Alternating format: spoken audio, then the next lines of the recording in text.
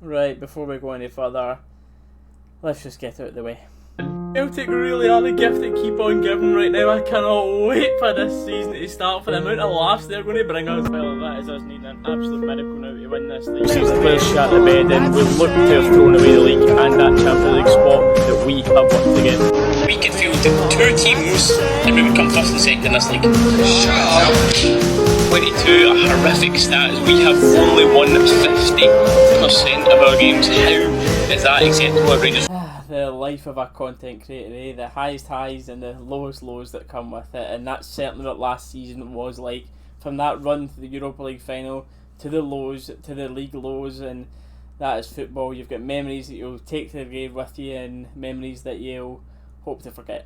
I mean, it cannot be as bad, surely, as singing about 10 in a row for as long as they did and losing it that way. So similar to last year's video, I'm going to go over a couple of my thoughts on the transfers, the squad depth, the first 11 that I believe it should be, what I predict for the upcoming season, and what I'd expect. So I'll have a picture of the squad on screen, but we're going to look at my phone as well, because we've got a couple of new players and there's a lot of players in here. It's a big squad and I don't want to forget anyone. So the goalkeepers right now is McGregor, McCrory, McLaughlin, and I'm not going to pick any favourites right now. I'm going to do that after this part. We're just running through the squad. Goldson, Suter, King, Tav, Zukowski, Devine, Phil, Davies, Katic, Simpson. Will Katic and Simpson still be here though?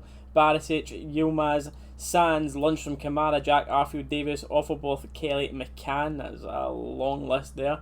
Middleton, who I believe you can score off this now because it looks like he's just away to Dundee United. You've got Lawrence, Lowry, Tillman, Hadji, Wright, Matondo, Morelos, Roof, Kolak, Kent and Sakala. That is a huge squad. So of course let me know in the comments who you would like to see be our starting 11. For me, this is it. It's McLaughlin in goals, it's Tav, it's Goldson, it's Sands, it's Yilmaz, it's Lundstrom, Kamara, it's Lawrence playing in behind the striker, Alfredo Morelos, Kent on the left, Matondo on the right.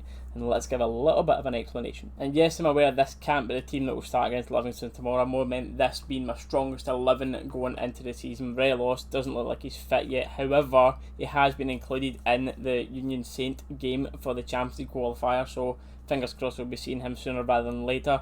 Matondo's picked up a knock, but presumably it's hamstring that he's got it. So hopefully that's not too bad. And then Yilmaz, of course, isn't got his work permit yet, so it'll be Borna on the right, you'd presume, right, and up front will be Cholak. So I've mentioned a couple of the new players there that I would like to see in the starting 11. I think that just goes to show how good this window has looked for us. Let me touch wood real quick, but the sales that I've made, the two major ones of course being Aribo for 6, which could be up to 10 million, and of course it still hurts me to say this, but Calvin Bassey away for 22 million, which can rise up to 27, is outstanding business, especially when you look at who we've brought in. We've brought in Cholak, Matondo, Lawrence, Tillman, Davies, you've got Suter, you've got Yilmaz, and all of those for roughly around the £11 million mark. And how much they look to have improved their starting 11 already from the little pre-season games. And again, of course, you can't judge too much on pre-season, but what we've seen so far, so impressed by it. Cholak looks like he'll really push Morelos. His link-up play, his movement, his aggression, he's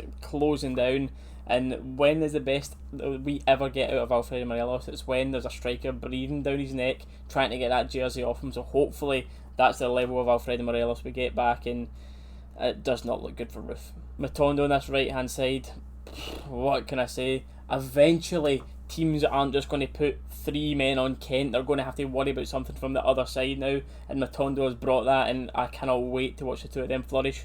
Lawrence through the middle looks like he's going to add goals, assists, aggression. He's always in about to play. I love him in there. Yilmaz I can't say I've seen too much of. I've only watched a couple of YouTube highlights, which makes everyone look brilliant, but for me personally, I'm happy because I didn't want to see Borna be the number 1 going into the season because he's just too hot and cold. When he's good, he's brilliant, but he has a lot of off days, so I'm looking forward to seeing what Yilmaz brings. It's safe to say with the middle of the pitch, John Lundstrom is going to start, but who's going to play next to him? For me, Kamara so far has looked absolutely sensational.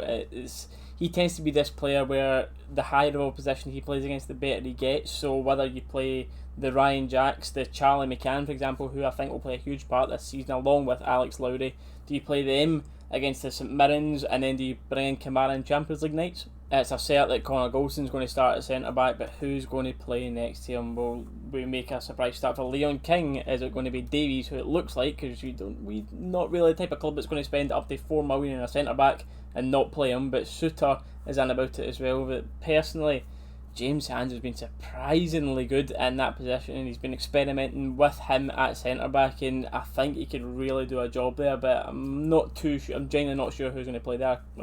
It could be anyone starting there on Saturday. And the last thing to touch on is the goalkeeping position. I mean, I got slaughtered for saying it early that I wanted McGregor out, I wanted McLaughlin in, but it seems to be more of a popular opinion now, and a popular opinion actually bringing a full new goalkeeper in, but that doesn't look like it's going to happen. But for me, I'm begging it's McLaughlin. So time to get into the juicy stuff, getting into a little bit of the predictions. And over on the other end of the city, they are again extremely confident. They believe Ange's the best manager since Pep Guardiola.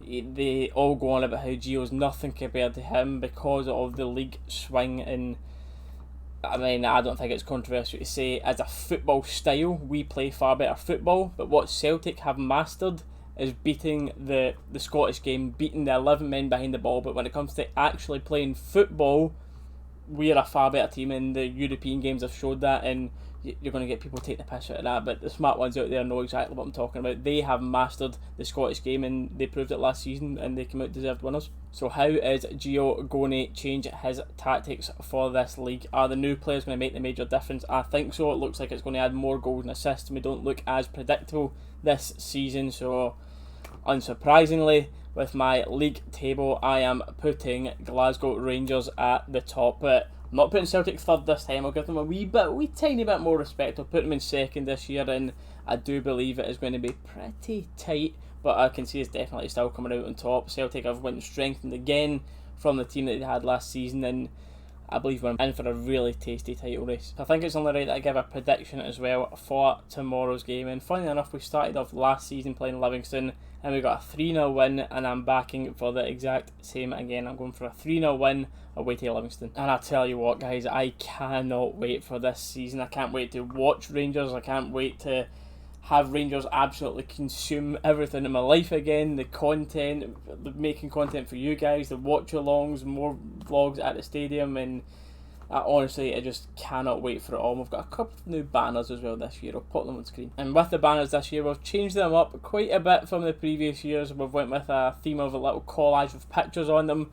This one here is the YouTube one, then this for Facebook, and then this one for the Twitter. And let me know down in the comments which one's your favourite. A couple of things I really want to add on here as well. I've got this for the Rangers Champions. Well, how cool is this? More than 90, more than a game away of life. It was me that picked the wording on that. And then you got this little bad boy as part of the Edmondson House package, and look at the detail on that.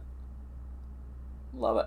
But that is all for this video, guys. Let me know your thoughts on the upcoming season down in the comments below. And I'm going to say this, if you've watched this all the way to the end, write down in the comments, roll on 56, just so I know you're an absolute channel legend. But anyway, guys, bring on tomorrow, real football starts. We'll see you in the next one.